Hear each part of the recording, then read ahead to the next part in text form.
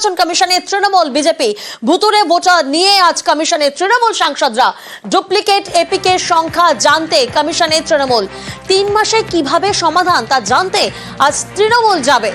আজ আরো একবার আপনাদেরকে জানাই, নির্বাচন কমিশনে তৃণমূল বিজেপি ভুতুরে ভোটার নিয়ে আজ কমিশনে তৃণমূল সাংসদরা যাবেন। আমাদের প্রতিনিধি মৈত্রী এই মুহূর্তে আমাদের সঙ্গে রয়েছেন, সরাসরি মৈত্রীর কাছে যাব। মৈত্রী, আমরা দেখেছি ভুতুরে ভোটার নিয়ে সরব হয়েছিলেন মুখ্যমন্ত্রী মমতা বন্দ্যোপাধ্যায়, তিনি সুর চড়িয়েছিলেন, তিনি তার জনপ্রতিনিধিদেরকে নির্দেশ দিয়েছিলেন স্ক্রুটিনি করার পর। এরকম একটা পরিস্থিতিতে আমরা দেখেছি নির্বাচন কমিশন কার্যত সেই দাবি মেনে ভুল স্বীকার করে, বিবৃতি দেয়। আর আজ তৃণমূল বিজেপি দুই দলই যাচ্ছে নির্বাচন কমিশনে, সেখানে কোথাও না কোথাও কি বঙ্গ বিজেপি একটু অস্বস্তিতে?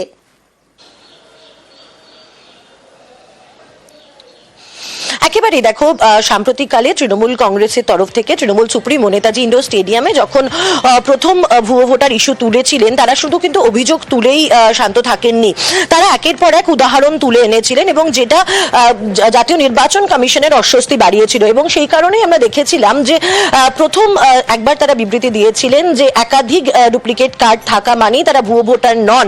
এমন বিবৃতি দেওয়ার পরও সেখান থেকে সরে এসে কার্যত এই ভুয়ো ভোটার বা ডুপ্লিকেট এপিক কার্ড যে রয়েছে সেই বিষয়টি তারা এক অর্থে মেনে নিয়েছিলেন এবং তারা জানিয়েছিলেন যে 3 মাসের মধ্যে গোটা সিস্টেম ক্লিন করবে। কিন্তু তৃণমূল কংগ্রেস তাদের তরফ থেকে চাপ তারা আরো বাড়াচ্ছেন, কারণ আমরা গতকালই দেখেছি যে সংসদের 2 কক্ষে তৃণমূল সরব হয়েছে এবং তার সঙ্গে সঙ্গে আজকে তৃণমূলের 10 সাংসদের প্রতিনিধি দল তারা জাতীয় নির্বাচন কমিশনার জ্ঞানেশ কুমারের সঙ্গে দেখা করবে। মূলত 2টি বিষয় তারা তুলে ধরতে চান জ্ঞানেশ কুমারের কাছে। তাদের প্রথম প্রশ্ন যে যদি এই ডুপ্লিকেট এপিক কার্ডের সমস্যাটা থাকে তাহলে সেটা কত, ব্যাপ্তিটা তার কত, অর্থাৎ কতগুলো এমন কার্ড রয়েছে তার সংখ্যা জানাতে হবে এবং যদি সেই সংখ্যা জাতীয় নির্বাচন কমিশনের কাছে না থাকে তাহলে কিভাবে তারা 3 মাসের সময়সীমা বেঁধে দিতে পারেন। অর্থাৎ তাদের বক্তব্য খুব স্পষ্ট যে একটা টাস্ক সেটা কত বড় সেটা যদি নাই জানেন তাহলে সেই কাজটি কতদিনে শেষ করা হবে সেই সময়সীমা কিভাবে বেঁধে দেওয়া সম্ভব।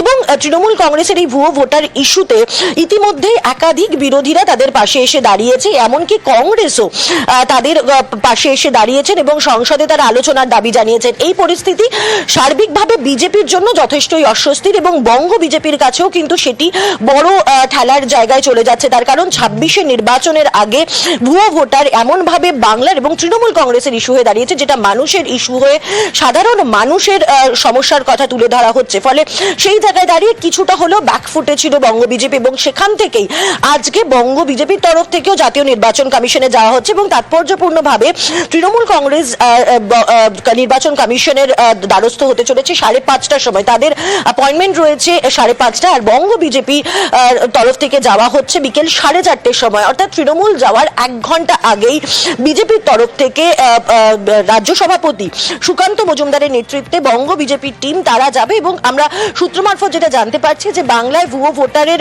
ইস্যু তারা তুলে ধরবেন এবং তারা গত কয়েকবার ধরে যে 17.5 লক্ষ ভুয়ো ভোটারের কথা বাংলার ভোটার লিস্টে রয়েছেন সেই বিষয়টি তারা তুলে ধরবেন। অর্থাৎ কোথাও গিয়ে এই যে কমিশনের সামনে যাওয়া এবং সেটা যে বিজেপির অস্বস্তি বাড়াচ্ছে তারই কিছুটা কিন্তু প্রতিফলন আজকে বঙ্গ বিজেপির এই মুভ। তার কারণ তৃণমূল কংগ্রেসের তরফ থেকে আগেই ঘোষণা করা হয়েছিল তারা কমিশনে যাবেন এবং তারপরে বঙ্গ বিজেপির তরফ থেকে তড়িঘড়ি এই অ্যাপয়েন্টমেন্ট নেওয়া এবং দ্বারস্থ হওয়া বোঝাচ্ছে যে তাদের অস্বস্তি ঢাকতেই এই পদক্ষেপ।